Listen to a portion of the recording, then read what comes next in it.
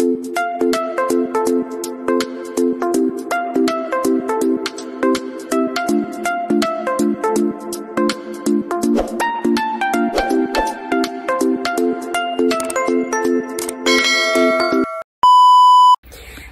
guys! Magandang araw or magandang hapon sa ating lahat.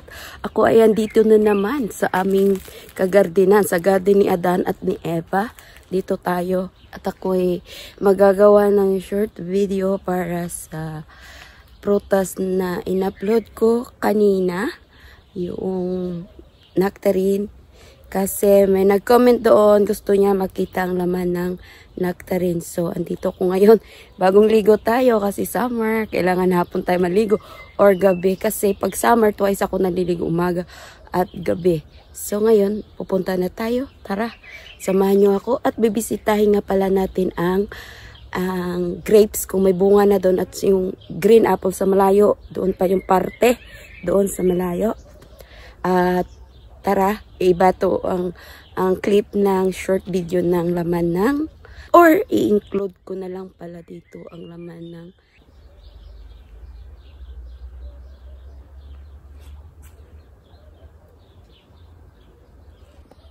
So tara guys, titignan lang natin ang ating dinadaanan kasi baka may something na magtutuklaw sa atin. Naglalakad lang ako dito pero medyo kabado tayo guys ha. Kasi nga, alam nyo na, baka kasi, ano yan, yan ang may phobia tayo dyan sa, ano na yan. So,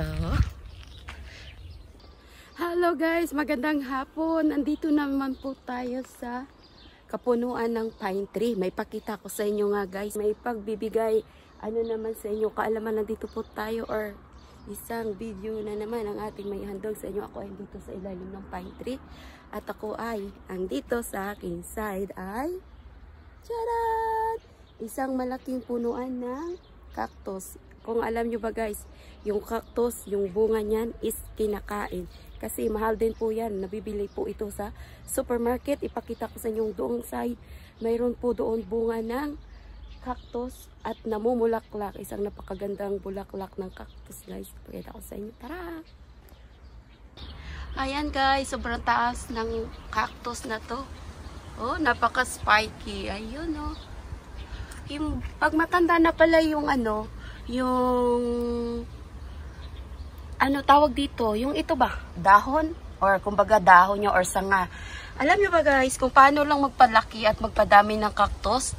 Ito ay pinuputol, tapos ilagay mo lang sa paso na may lupa, ay magtutubo na po yan. Kasi yan ang nakikita ko dito sa display ng landscaper or hardinero. So ito yan guys, oh. Yan dito. Marami tayong maipakita sa inyo ngayon. Ito guys, tingnan nyo ang flower ng cactus. Napakaganda. Ayan oh. Hindi pa siya pwede kainin. Hina-harvest ito, tapos binabalatan at kinakain. O diba guys, walang nasasayang, walang natatapon na mga bagay-bagay na pinagbigay ng Panginoon sa atin. O diba? Pati yung alusiman, ang alusiman di ko lang siya alam, pero kailangan pa natin i-research yan sa mga Ilonggo dyan. Alam yung alusiman is the best na pangsalad dito sa Middle East. Isang napaka-healthy na madahon na medyo slimy siya, di ba? Yan, o yan, tignan nyo guys, sobrang ganda. Ito ay magkadikit sila ng pine tree at saka yung cactus. Ang ganda talaga ng flower ng cactus guys. At nililigawan siya ng honeybee or bee. Ayan o. O yan, nakikita nyo ba? May bee dyan o. Ayan o. Ayan. Ay! Away. Yan. Ang ganda, ang laki niya. Ayan o. Ito o. Diba?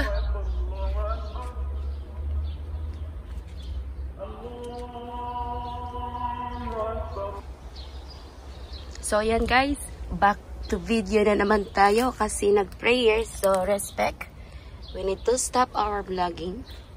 So we are here again to show you the beauties of cactus flower. O, diba? Napa-English tayo kasi guys. Bagong ligo ako, kaya mag-English tayo.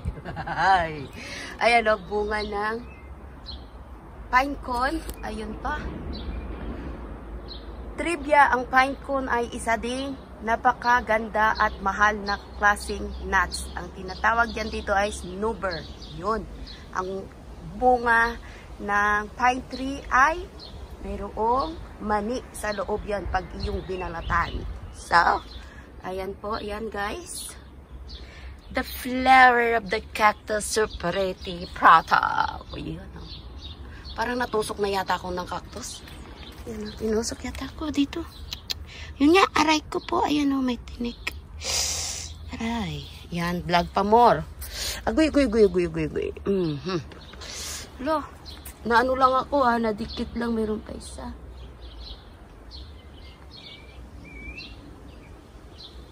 Yan nga, natinik ako. Meron pang isa guys.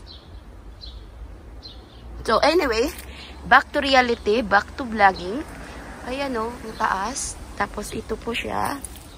Ipakita ko ulit yan sa inyo guys pag nagdilaw na yung, pag nanilaw na ito na pwede na siya pipitasin or pwede na siyang harvestin.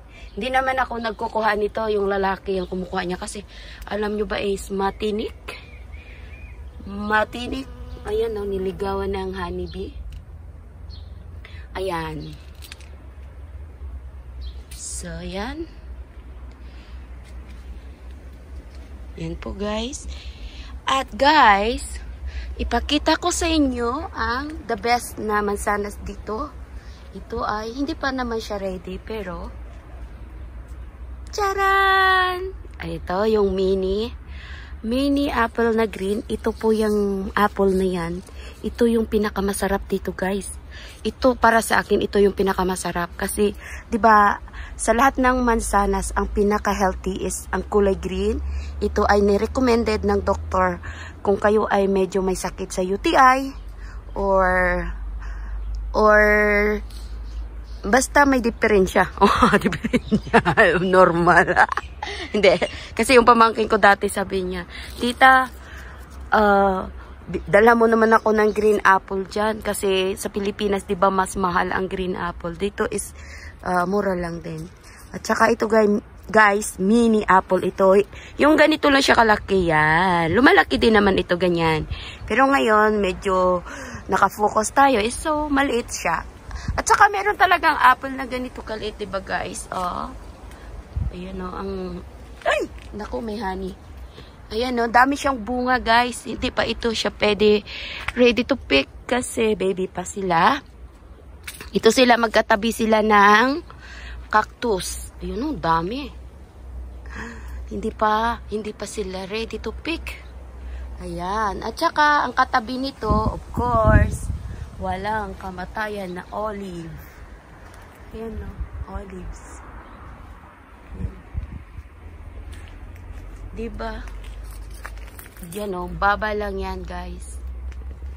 Na ang kagandahan lang kasi dito guys, alam nyo, napakalawa kasi dito ng ano, kahit medyo malayo o yung tinitirahan ng mga amo sa syudad, medyo mahirap mag day off, medyo magastos, pero madami tayong mapasyalan dito or maikutan. Kung napansin nyo yan doon sa dulo, yun, parang may pusa doon kanina naglakad na wala na siya.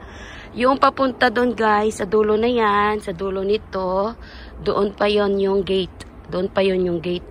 Doon yun. So, at saka ito yung dati nilang solar panel dito na natanggalan. Ayan. Marami dito guys, marami dito mga herbs, flowers, mga variety ng iba't ibang herbs or ano, madami dito silang pinagtatanim kasi may taga-alaga talaga dito ng kanilang garden. Kaya ayan o. Kaya ako, napansin nyo, hindi ako nagpa-vlog sa loob ng pamamahay. Dito ako naka-vlog sa labas ng bahay kasi madami naman tayo ditong ma-view. At saka, for the respect na lang sa bahay at pamamahay ng amo, hindi ko yan binablog. Kasi naiintindihan ko yung privacy ba. Ayun. Ay, ito nga pala. Ewan ko, ano ito? Ito guys, oh, mini pa lang siya. Tignan nyo next year yan, magbubunga na yan. Ayan, oh. So, yan. Hanggang dito na lang muna at ako ay mag-iikot at babalik sa kabilang side. May pakita ko sa inyong panibago. So, bye-bye guys. Hanggang dito na lang. Bye! Thank you for watching!